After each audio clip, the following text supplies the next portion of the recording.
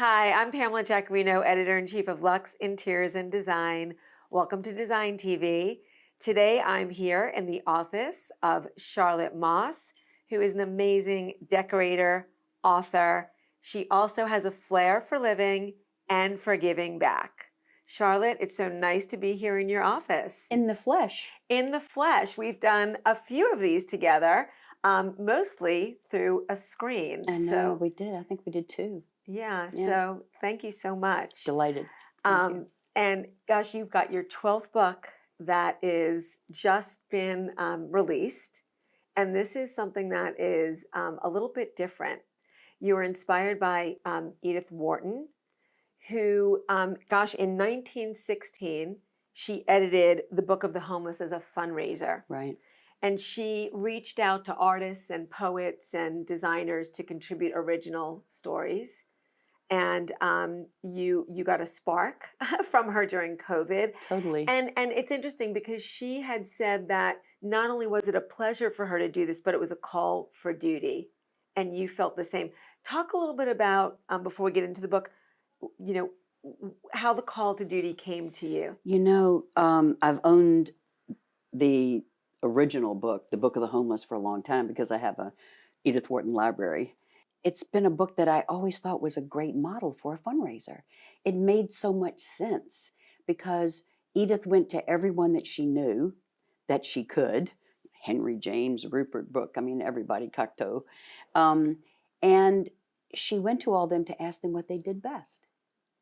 And I thought that just made so much sense because she wasn't asking for money. She wasn't putting her hand out, but creating something that could raise money. Teddy Roosevelt, you know, wrote that forward. Absolutely. And anyway, that book has been, I always say it's been vibrating on my bookshelf for years. And then I think I had a moment watching the news after we'd all been locked down for a while. And the rapidity with which people were losing jobs. Yeah. And unable to feed their families and seeing food lines really got to me. And then I just said, oh my God, I have to do this book. I have to do Edith's book and do it a little bit differently. For the world today. Yeah, for the world today. And so we actually had done 2 challenges on Instagram to raise money for Feeding America and No Kid Hungry. And after raising about $150,000, I said, well, this is just the tip of the iceberg. We can raise so much more. And so we decided it would be No Kid Hungry.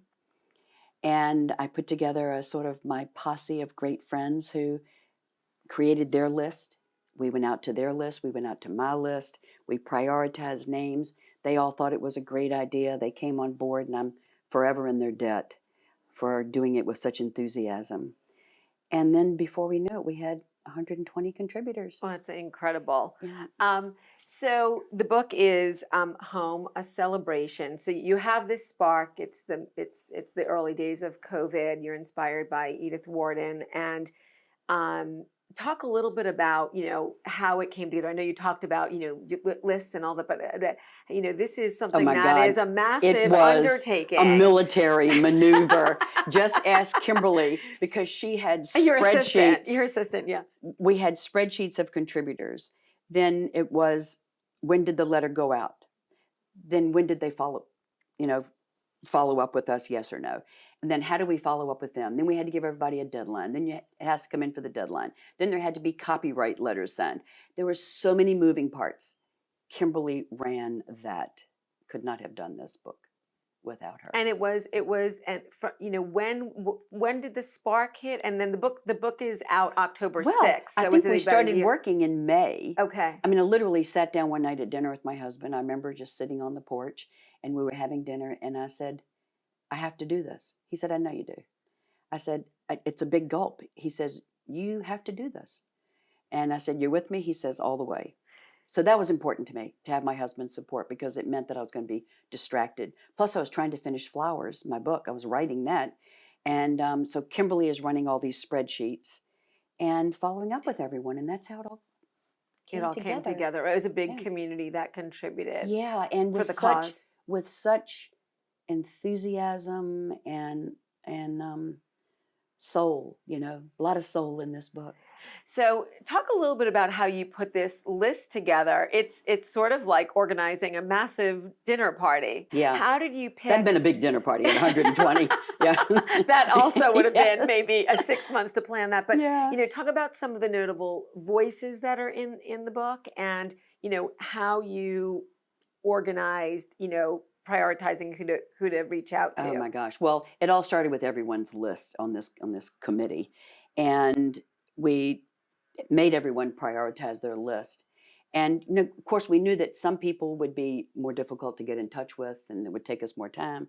And so, you have these rolling lists. And every time there was a yes, we added it to. We let everybody know, and it was like running the lottery or something.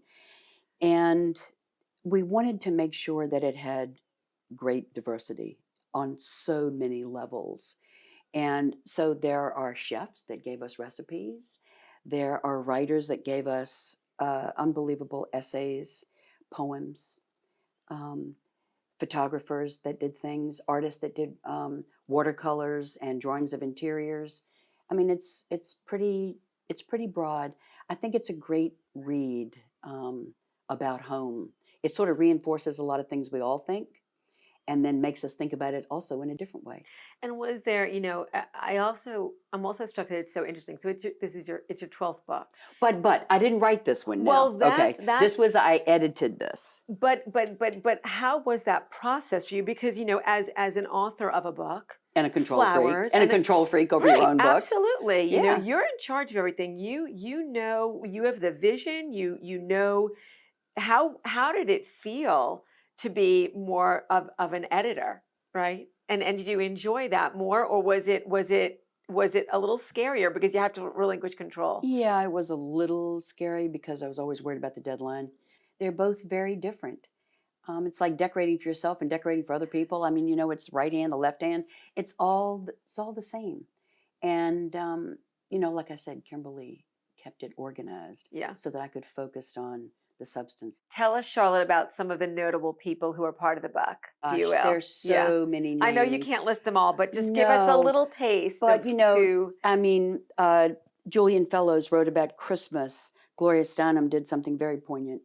John Meacham wrote this essay about a book that he read by Robert Penn Warren in his grandfather's house. Childhood memories.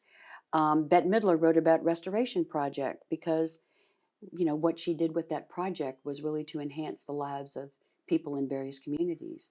So there were just so many names in this book. Annie Leibovitz. We have a photograph given to us by Irving Penn Foundation. Wendy Goodman wrote a great piece about photographs that Richard Avedon gave to her that he did of a 1950s apartment when he was just thought Wendy should have them. And she wrote about that. So other contributors were like Debbie Shore, who actually started Share Your Strength in 1984.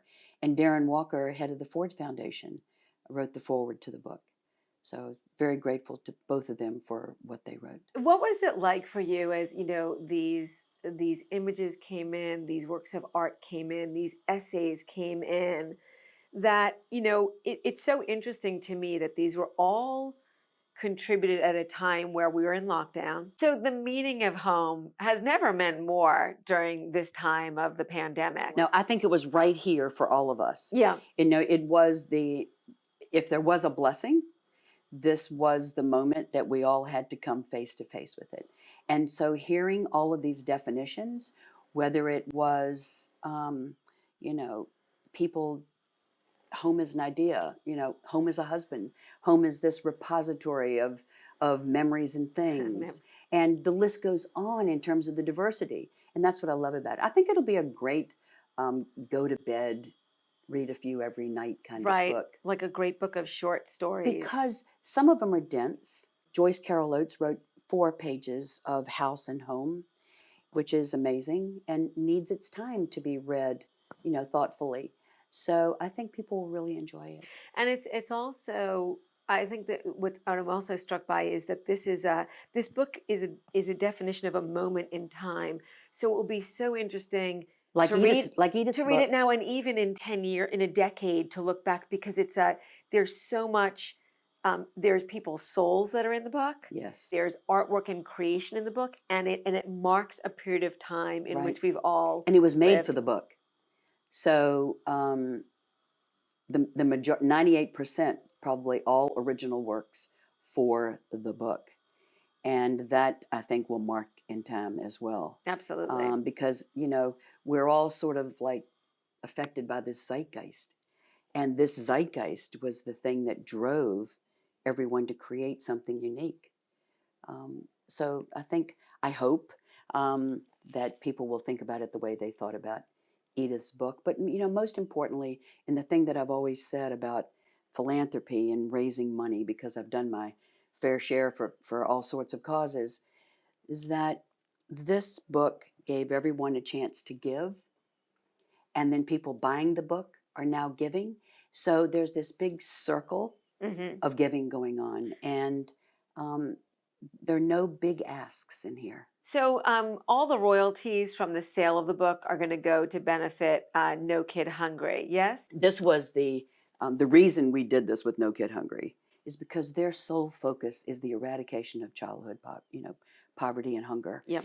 And while this is something that's a little more systemic than just not eating and not having food, it's about the inequality at a lot of different levels. And so there's something about that it's rooted in inequality.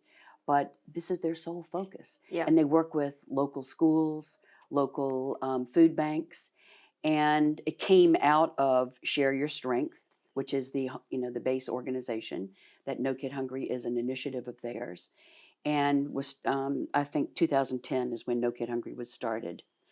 But the fact that Share Your Strength is the organization that No Kid Hungry operates under, this is what the whole book is about.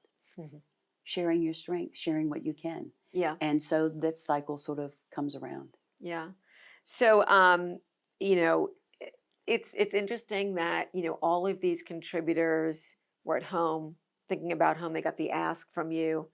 What is a memory? What is a piece of artwork?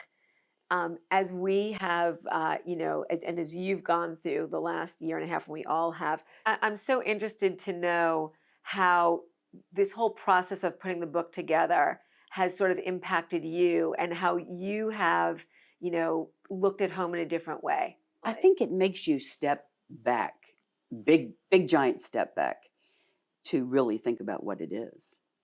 What is it?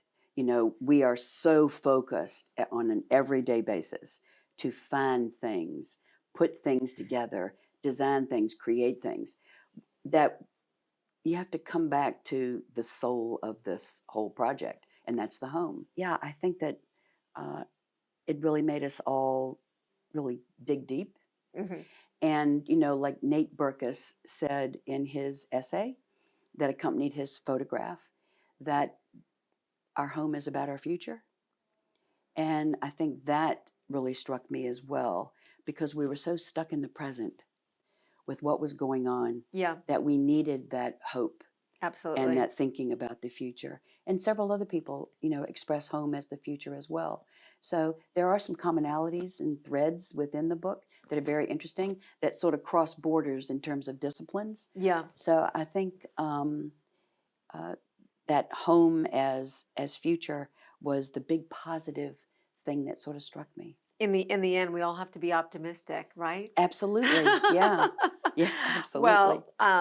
Well, thank you so much, Charlotte. It's been great. I can't wait to get my copy and go through and be in my home.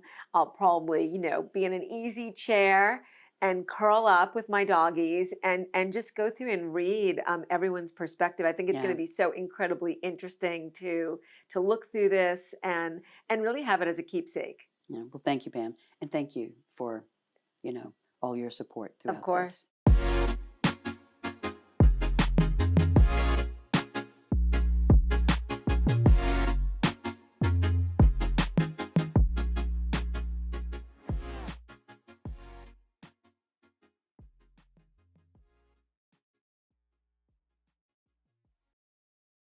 Hi, I'm Kate Abney, Homes Editor at Luxe Interiors Design, and welcome to In the Kitchen with AjMadison, featuring Viking. I'm here with Jessica Petrino, Editorial Director of Nationwide Appliance Authority, AjMadison. Jessica is a home appliances matchmaker. Her goal is to make it easier for everyone to shop for products they will enjoy for years to come. Her favorite industry education projects include serving as the content strategist and editor for AJ, the Appliance Journal, and recording segments for Ask the Appliance Experts on WCBS News Radio. She was also recognized by the National Kitchen and Bath Association as an Industry 30 under 30. Welcome, Jessica. Thank you so much for joining us. Thank you so much for having me. Oh, we're so glad you're here, and we're really excited to be talking about Viking today.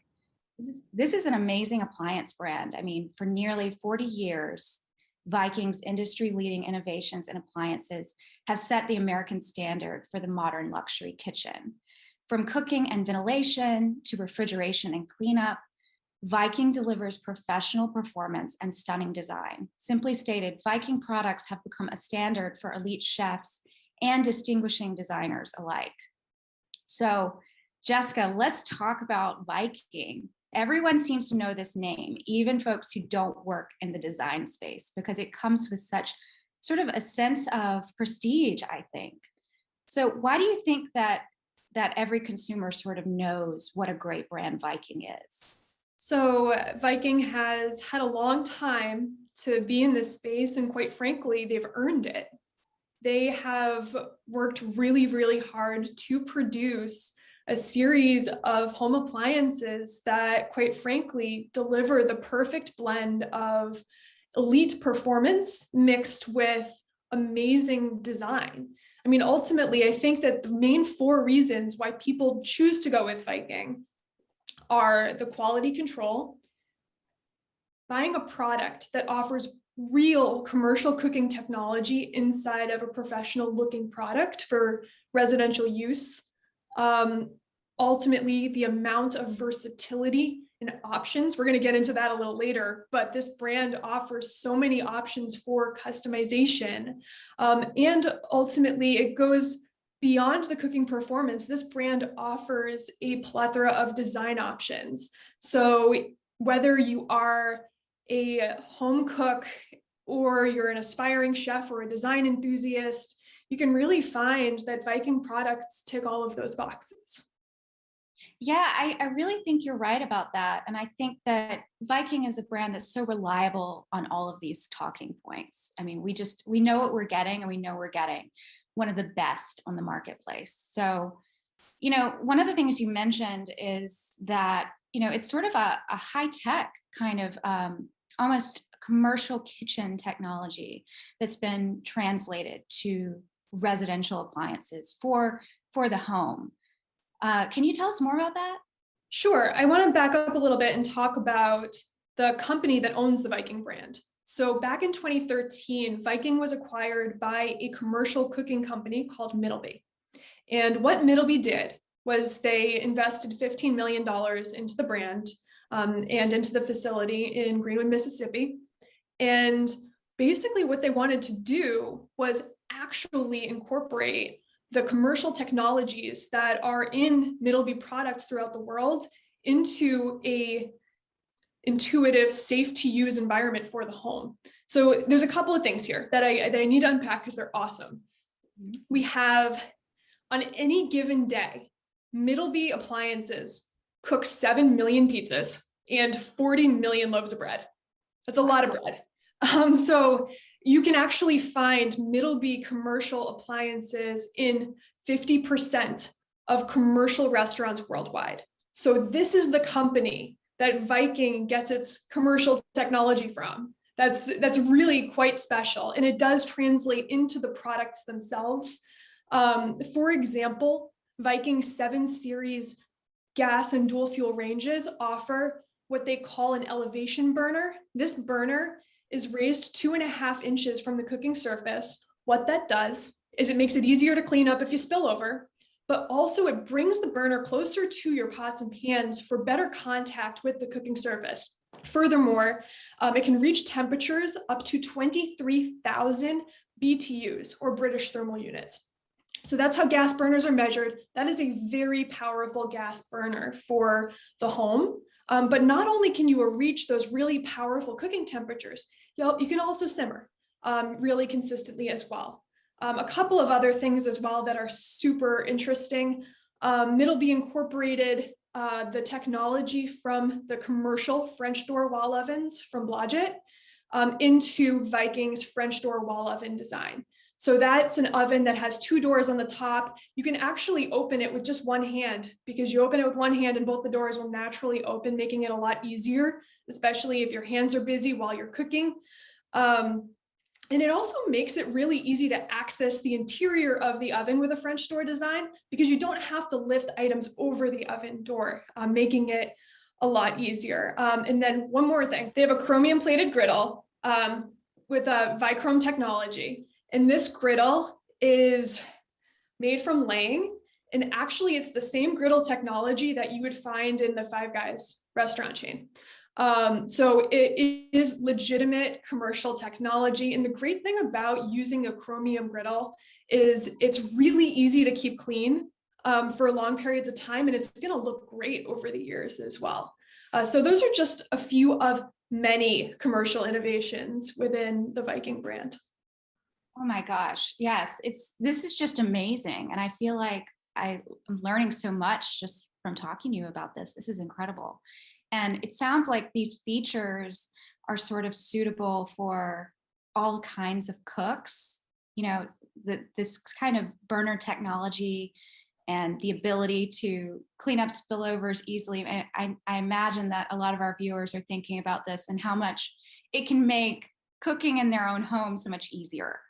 So, you know, I would love to also talk to you about, you know, one of the great things about Viking products is that they can be customized to accommodate that end user and how he or she truly wants to use it in their home. So, you know, different burner configurations, there's so many different sort of groups of features that I know you know all about. Could you tell us about some of those? Absolutely. So I think that every person cooks differently, right? We all shop differently. We all cook differently. Everyone's home, for the most part, kind of has a different shape and size. And the great thing about Viking is customization is not just about what color the stove is going to be, which we'll get into that in a little bit. But it really goes down to what are you going to do with your stove when you bring it home? Let's talk about how you like to cook. What types of meals do you like to make? If you're into grilling and you live in a cold weather location, then maybe you're going to want to have the capability of getting some char lines and doing an indoor grill into your stove, you know, so you can cook all year round. Or if you're really into, you know, toasted sandwiches, fajitas, breakfast foods, we can get into having a stove with a built-in griddle that's going to deliver really even temperature. It's also about the size of the stove you want. You know, Viking makes ranges for kitchens of all shapes and sizes up to a massive 60-inch wide range. That's huge. You can really make your Viking kitchen whatever you would like it to be. Which is really quite special. So it's really about the size of your stove, the configuration, and we'll get into color, but how you want it to look as well. Yes, yes. You know, speaking of color, you know, I think for sort of a design inclined audience, you know, it's so cool that the customizations available for Viking are not all about the bells and whistles and this sort of high-tech functionality that we love. But the customization options are also beautiful. So it's not just that, you know, stainless steel commercial finish that we love and we appreciate when we think about commercial appliances, but Viking goes so much further in terms of sort of the designer offerings. Are there a few favorites that you have? Oh yeah. So, you know, the great thing about being with AjMadison is we have kind of watched these trends and watched what our clientele have been interested in over the years. And we love that Viking offers such a wide variety of aesthetic options, from the Viking Tuscany collection that offers kind of that old world look with all the new technology that you'd expect at a modern range. The Delta Hues collection, named after the Mississippi Delta, offers the contemporary color collection, and that was actually developed in partnership with Sherwin-Williams. So they have a color match program, which is pretty sweet. And they offer, popular colors such as like a really, really beautiful Arctic gray. They have a really bright frost white, or my personal favorite is the reduction red, which literally looks like a sauce reduction. It's beautiful. They curate these palettes of colors of these top selling hues. And that honestly, it makes it easier for consumers to digest their color choices and decide which option is fashionable and what's going to work within their particular design. Another favorite that I loved, they do like select limited releases where Viking actually released a cast black and rose gold limited edition range. It sold out pretty quickly, but it was sweet. Just offering really that high, powerful performance with that designer flair. So special. Yes, absolutely. And I mean, gosh, these options just sound so beautiful. And, I love hearing about, I think that someone who's looking for an appliance, they love hearing that all of these options are available, both in terms of functionality and the aesthetics. And I know we talked about how Viking sort of serves every type of customer, whether they are a cook who wants to grow in their own skills at home, or maybe a chef who just wants a really great appliance in his or her, home kitchen. So for someone who's on the fence about purchasing Viking, there is an amazing experience center set up in Greenwood, Mississippi, correct? There is. And to me, it sounds like the perfect getaway. So there is an experience center where you can go, you can take cooking classes and learn how to use the latest and greatest Viking appliances. And then there's a spa and like really nice hotel there. So you can make a weekend out of it. And, if you're on the fence and you want to try it before you buy it, you absolutely should consider that experience. Furthermore, you can always visit us too. We have 3 showroom locations in Brooklyn, New York, in the Washington, D.C. area, and soon to be Sunny Isles, Florida. And our appliance experts have so much knowledge of the Viking brand. It definitely has been a great partner for us from the beginning. And we absolutely love specifying the Viking products. And to your point, Viking is a brand that really is applicable to everyone, whether you're a design enthusiast, whether you are an amazing home cook, or whether you are aspiring to cook better. You get this Viking appliance into your home, whether it's a range or a wall oven or both, and you're just going to want to cook on it. It's going to encourage and motivate you to, be the home chef that you've always wanted to be. It sounds like it. And, I love hearing that AjMadison is about to open a new location in Florida. That's very exciting. I would like to ask, are there any other Viking features that are your absolute favorites that you want to share with us? You know what I didn't mention and I love is if you are in the process of planning your project, and let's say you're considering something that's a little bit outside the box, perhaps you're going with a little bit more of a contemporary look and feel. The Virtuoso Collection is kind of their black glass inspired contemporary collection. It's absolutely beautiful. And we have the largest shipping network within the country. So if you need an appliance, shop us online or follow us at AjMadison. We're so excited to be here talking about Viking. I just want to thank you so much for joining us today and telling us more about AjMadison and what Viking has to offer. It's a lot of great stuff. So this was just a true pleasure. Thank you so much. Thank you, Kate. And to our viewers, thank you so much for joining us on In the Kitchen with AjMadison. We'll see you next time.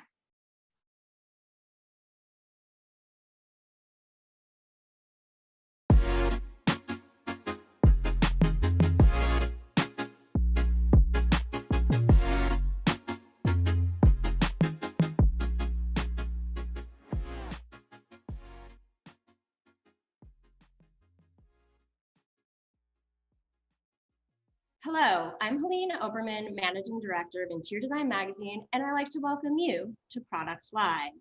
This is our series that delves into the products and trends, grabbing the industry, and in real time, looking at the minds behind the design. With a focus on people, technology, and state-of-the-art processes, Ceramiche PMA crafts and distributes fine Italian ceramic products which stand out for their quality, style, and design, and offer designers real innovative solutions for both floors and other surfaces. The company is fully dedicated to its technical expertise, to its responsibility towards future generations, and its aim to create a world designed of the best products composed with utmost respect for Mother Nature. With me today to discuss the brand and their latest introductions is Andrea Bacchini, Resident Market Director for North and South America. Benvenuto. Grazie mille. How are you? Good, thank you. So Ceramiche PMA is a company specialized in the production of ceramic floors and other surfaces, and you have almost 60 years of experience offering real solutions to the design community. So Andrea, can you give us a little bit more insight into the brand? Ceramiche PMA was founded in 1962, so you're absolutely right, 59 years in business. And it is an Italian company, production made in Italy, design made in Italy for porcelain tile. So you can certainly use them for floor and vertical applications. Yes, it is a design solution driven company. So whatever we do has in mind designers and architects and actually the end users as well, because we are very strong in the Italian and European market as well.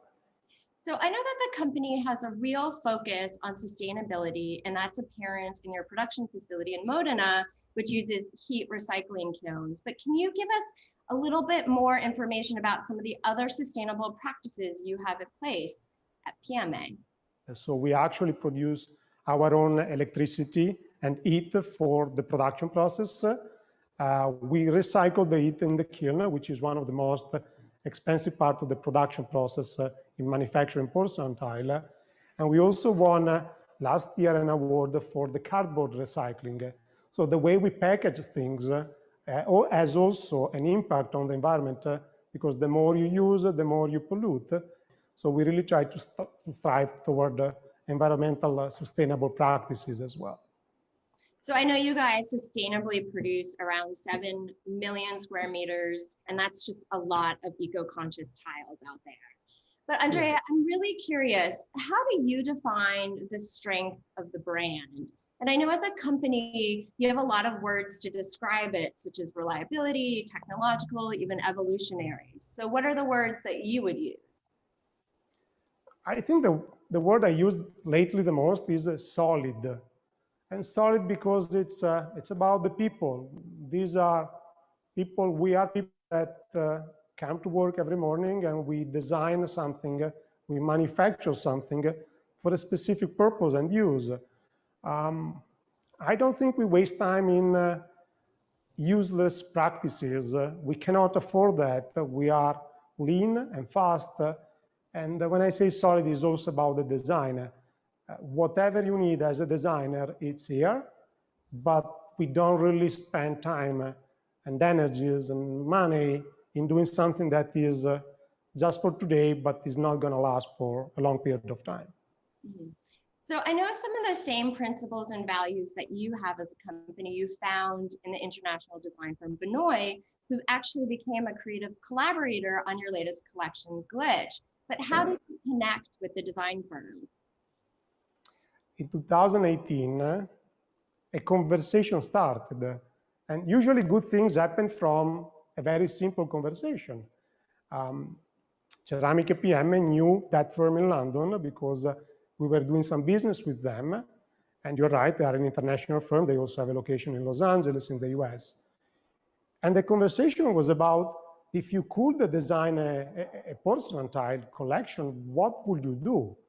And from there, everything happened in a very fluid, in a very simple, and again, solid way to do things.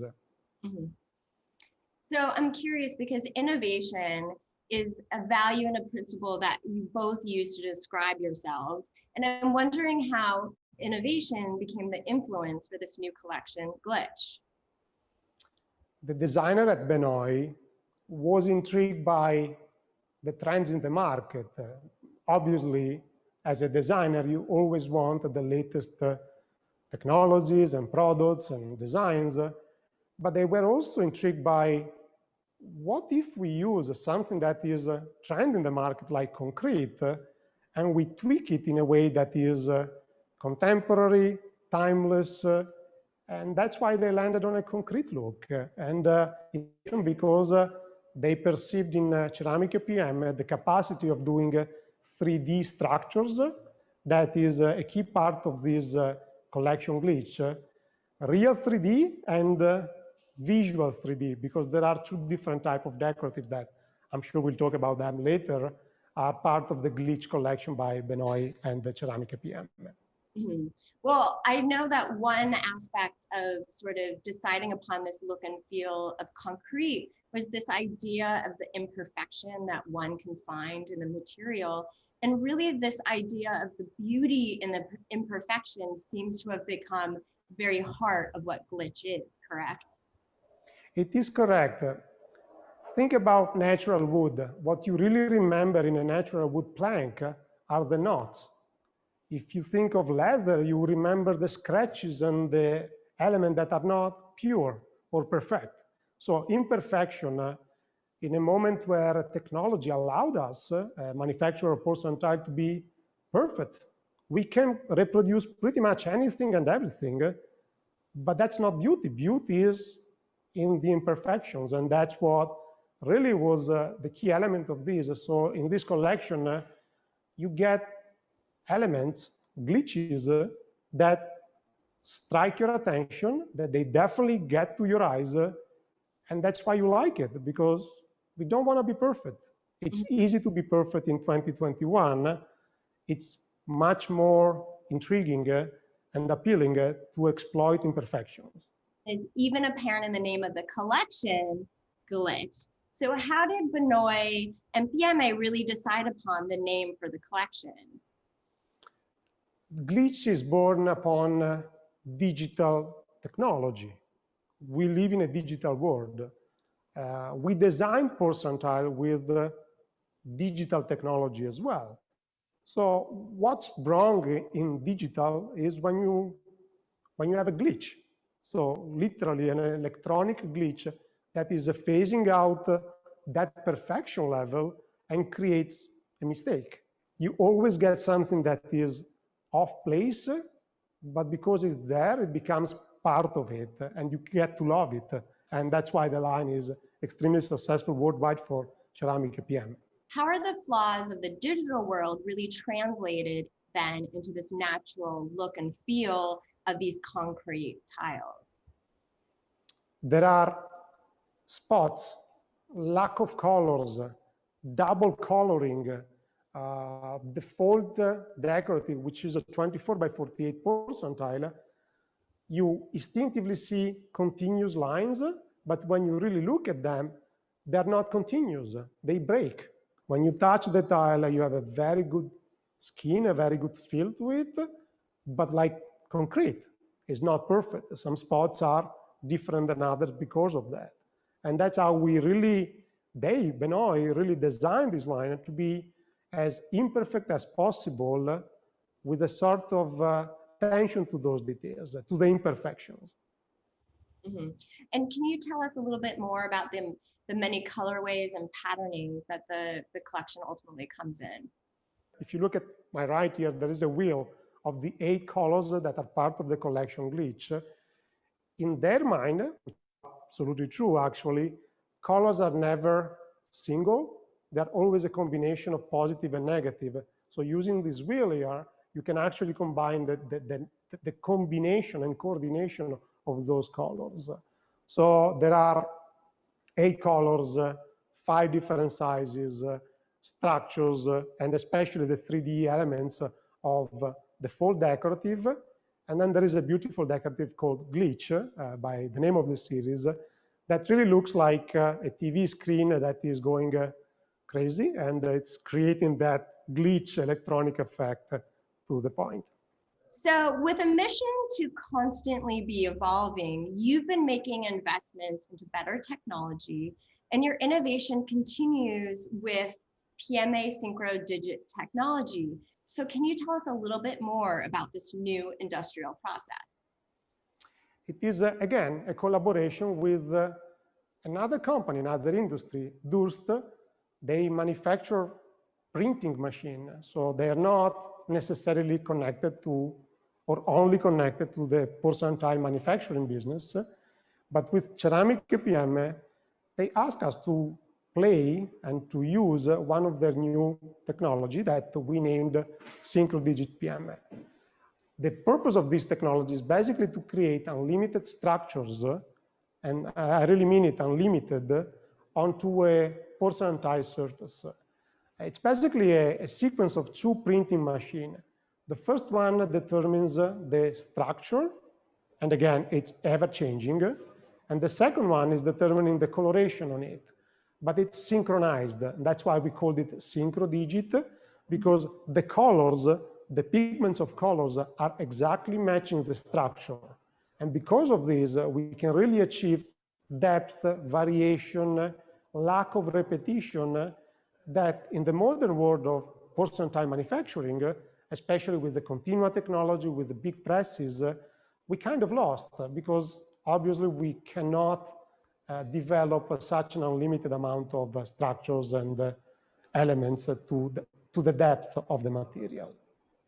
So just to clarify for our audience, the technology really marries the 2 processes of tile surface relief with sort of the decorative patterning. Correct. It is really a matter of creating structures and colors.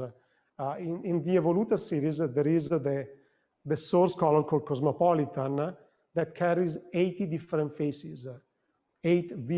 So it's really a huge amount of faces and colors and movement.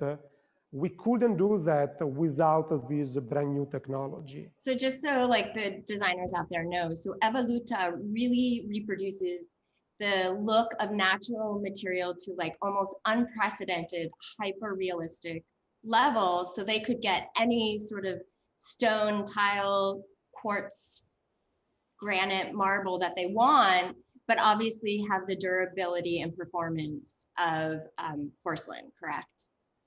Absolutely. It is, Evoluta is a collection started on metamorphic rocks from the Italian.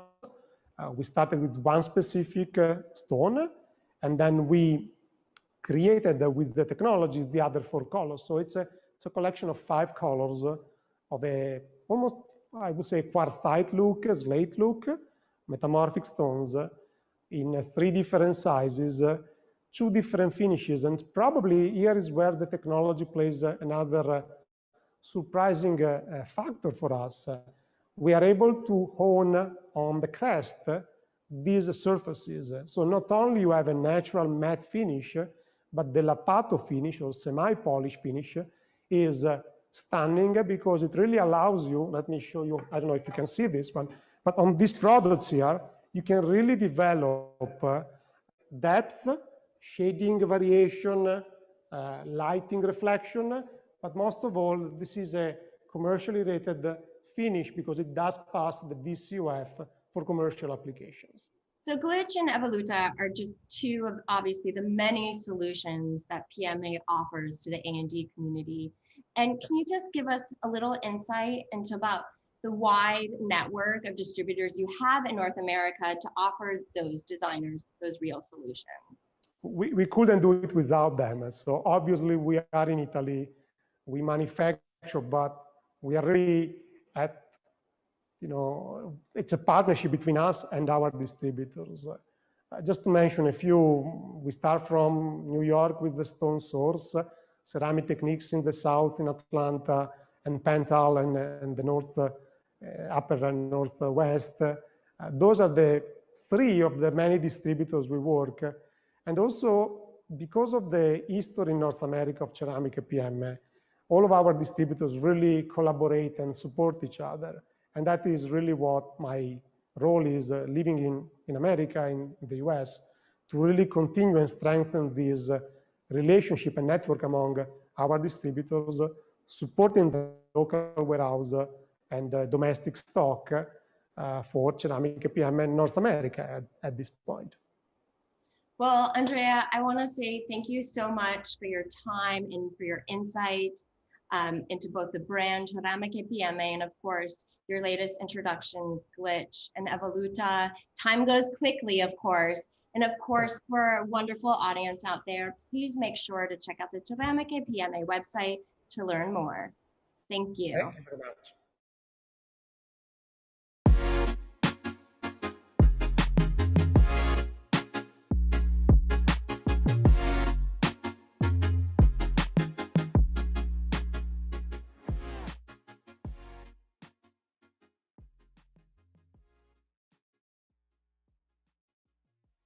Hi, I'm Kate Abney, Homes Editor at Luxe Interiors Design, and welcome to DesignTV. Today, I have the pleasure of speaking with architect Linda MacArthur and designer Tanya LaCourse, who are responsible for the fabulous Atlanta project featured in the July-August 2021 issue of our Southeast edition. We'll learn more about it today. So Linda is a member of the American Institute of Architects and holds a master's degree in architecture from Georgia Institute of Technology. With over 25 years of experience, Linda and her team strive to offer the utmost in service and creativity, resulting in houses that maintain functionality over time. Linda believes a beautiful and comfortable home can create a true sense of place. Her approach to design extends beyond her ability to create floor plans, detail millwork, and hire expert carpenters to execute her vision. Linda designs the background for living. Atlanta designer Tanya LaCourse earned her bachelor's degree in Fine Arts Administration, photography coursework at New England School of Photography and the School of Visual Arts in New York City, and earned a certificate in interior design from Parsons School of Design, also in New York.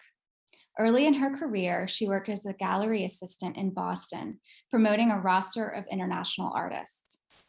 She went on to found Violet Marsh Photography, moving into interior design and founding her firm by the same name, proved to be a natural progression and combined her love of the visual arts, her relentless affliction for organization, and her natural penchant for problem solving and project management. Welcome, Linda and Tanya. We're so glad to have you today. Thank you so much. Glad to be here. Let's talk about this fabulous Atlanta home that you created. So Linda, I know that you took existing house plans from a prior firm and tailored them to the specific homeowner. How does the design of this Atlanta home take the classic vernacular of its neighborhood and put a modern spin on it? As you mentioned, this was a set of plans that had been started, then set aside, and we picked it back up. And the neighborhood that this house was being built in is an older, established in-town neighborhood in town in Atlanta. And it's known for more cottage scale homes.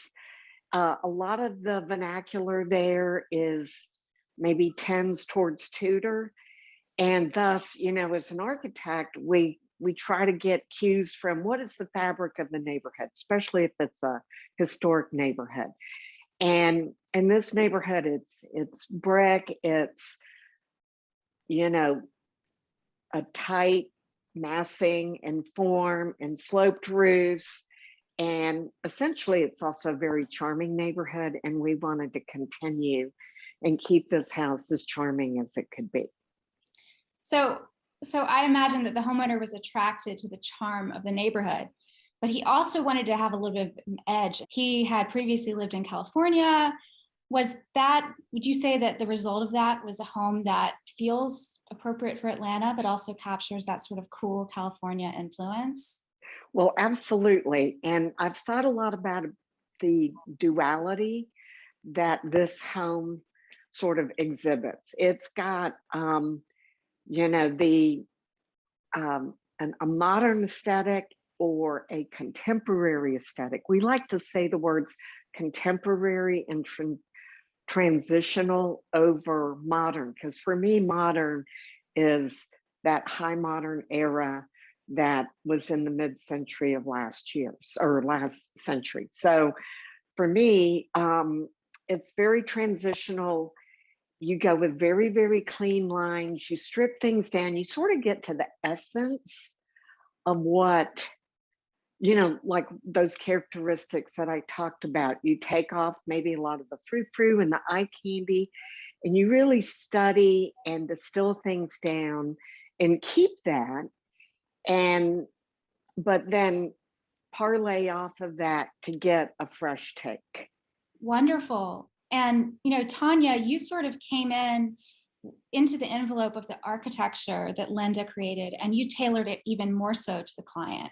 And I understand that he wanted a house that was going to be comfortable for his teen children, but also sort of adult and suitable for entertaining. Does that sound right? Yeah, so it was really important for him to connect the inside space with the outdoor space. That was a big goal. He wanted to be able to enjoy the hot weather in Atlanta, sort of outside. He wanted the home to feel spacious inside, to have areas where the teenagers could invite their friends over, have areas to hang out. It could be comfortable, casual, relaxed, but he also wanted sort of an element of sophistication and, you know, there's a little bit of sort of, I would say, restrained grandiosity when you walk in. It has 10-foot ceilings, there's lots of natural light, and there are some more pushed and elevated areas that are very adult and sophisticated. Right. And, you know, the design team working on this project, which also included general contractor Craig Bass of Avalon Custom Homes, he was so meticulous in the build. And I also know that the homeowner sort of was particular. Linda, I think you mentioned he works in a technical field too. Yes, so the homeowner is an engineer by training, and you know, his life is in the tech world, and our builder is very meticulous and very oriented towards all those details and thinking things out ahead of time and being strategic. And so of course they really hit it off well. And I understood where the homeowner was coming from, because having gone to Georgia Tech, I went to college or a university that was filled with engineers. So our training at Georgia Tech as architects is even kind of engineering based. So I understood that the idea of having it be functional and efficient and thoughtful, but also creative, these are things that all needed to coexist. Our homeowner was very much about the process. He was very involved, which was what was great. It's so great to get feedback and you know, even somebody who's maybe leading the way a little bit with things that are important to them, because then you know really where to take the project. Right, Linda. And the bar that's sort of central in terms of the floor plan of the home and the flow is such a great example of that sort of thoughtfulness with engineering and sort of laying out the home. What would you say that this feature brings to the home and the experience of living here? Well, again, just going back to the duality of, we have a casual home, but then there were really beautiful dressy spaces up front. What is a good hinge piece for kind of the casual living, but then you've got friends over that you're entertaining? Of course, that would be the bar. You know, you all congregate there. Let's have it be someplace central. limit the number of steps that it takes to get to your bar, right? It should be close to the places where you are, but also to get people to the front of the house. The bar needs to be convenient, otherwise they'll never get to that front living room. And it just was a great opportunity to put it and make it sort of a unexpected hub right in the middle of the house. Right. And speaking of opportunities, I feel like the bar, it seems like it was a wonderful opportunity to really luxe up the finishes in this house and give it that, sort of element of glamour and sophistication, befitting a bar itself. And Tanya, you had a hand in really sort of luxing up those beautiful finishes, right? Yeah, so we wanted it to be, again, sophisticated and moody. So we pulled the color from the front study, that dark, warm black, which is called Black Fox by Sherwin-Williams. We used that for the cabinet color, but we put a metallic glaze on the cabinets, so it sort of dresses it up a little bit more. And we used a beautiful marble stone called Alps. There's a lot of integrated lighting throughout the bar, so all of the light shines down, through all of the glass shelves. And of course, those really beautiful glass shelves that are floating between the columns. And then, of course, all of the sort of bells and whistles. There's 2 beverage centers. There's an ice, machine that's hidden. There's a gorgeous waterworks faucet with a hand-hammered nickel sink. So the idea was to create a moody space. We have a beautiful light fixture by Jonathan Adler that has these round sort of baubles, which is really fun. And then, of course, all of that mirror reflects the gorgeous stairwell and that bank of windows just across, because that particular room is central in the home, but because it's inside the interior of the home, it doesn't get a lot of its own natural light. Definitely. And, I love talking about finishes and color. And I think that this residence is such a great example of really fascinating use of materials and paint colors. And, they're still a little bit muted, so they don't overpower the larger design gestures. What are some of your favorite sort of materials or colors in the house? Yeah, I would say we started, with all of the natural light coming in, and there's sort of a lightness and almost a light box for that main kitchen and living room area. And the color is really a soft, neutrally sort of cream, which reads white because it gets so much natural light. But we sort of built into that the blacks to really add a counterpoint, so that you see like a black wallpaper in the mudroom when you first come in. Of course, there's a lot of natural wood elements, and there are different color, wood elements throughout. In the scullery kitchen, we sort of went in a different direction. So it's green. All the cabinets are painted green, just to break up sort of all of the monochromatic neutrality of the main space. And so when you go in there, there's sort of a surprise behind that pocket door, and it's a little bit more sort of classical. Again, sort of it's transitional, the house. So we've got those modern elements and some of the more classical elements. And then in the front of the house, the study is that dark black fox color. And so that is really, really moody and sort of gives you a hug. It's very different from all the other rooms in the home. And then the dining room, that really neutral pink color, green just looks amazing in that space, and so does that dark brown color. And so it was just a really nice, very different direction, but complementary, to the rest of the space. I completely agree. And I think that it's so brilliant the way you were able to sort of use these more dynamic colors, because you had such a great quality of sunlight in this project. And I think that that's really a testament, Linda, to your choices for how to execute this home. And I know in our conversations you mentioned that it's a glass box effect, but it's so much more cozy and comfortable than that. Is that right? Yes, I mean, essentially along the back, the rear of the house, it's a glass box, but that idea of making that back wall sort of really kind of disappear was not to create a harsh or sterile environment, but instead to embrace all the big trees that are out back and nature and the beautiful backyard. I mean, Atlanta is all about its backyards. I mean, we have great weather, so we have a very lush green environment. Really, what you're looking at are all the trees in the backyard, and it's just like being in a tree house. It's great. It really is. And, you know, this lot, like many lots in town Atlanta, is quite shaded. Atlanta is a city really known for its tree canopy. So I love the way that you embraced that and played to that rather than sort of competing with it. Speaking of light, I think one thing that can't go without saying in terms of this project is, yes, we do have this amazing quality of natural light, but Tanya, your choices for the light fixtures throughout are just so beautiful. And not only the way that they set the mood with lighting, but they're like sculptural art pieces in themselves. I particularly want to hear about your choices for the powder room, which might be one of my favorite spaces in this home. Thank you. Yeah, the lighting is one of my favorite parts of any design project. So thinking through, where do you sort of make a bold statement, like in the dining room, that fixture was picked out very early on in the design process. It looks like a blown piece of glass sculpture hanging from the ceiling. And then more restrained pieces, in the kitchen, for example, they're very linear Bert Frank pendants that have very sophisticated milk glass with a little bit of gold.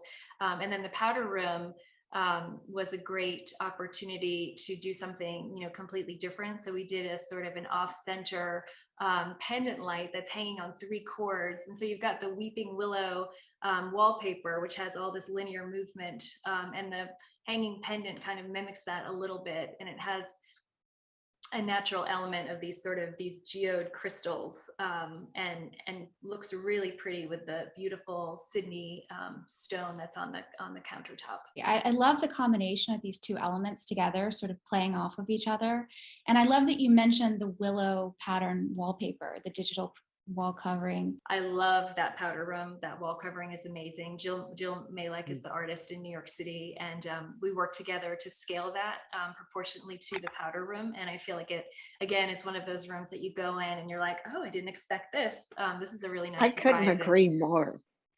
I couldn't agree more. That was such a bravo moment for me. I mean, that powder room, I think, is one of my favorite all-time powder rooms. And believe me, I have seen a lot of powder rooms in my day.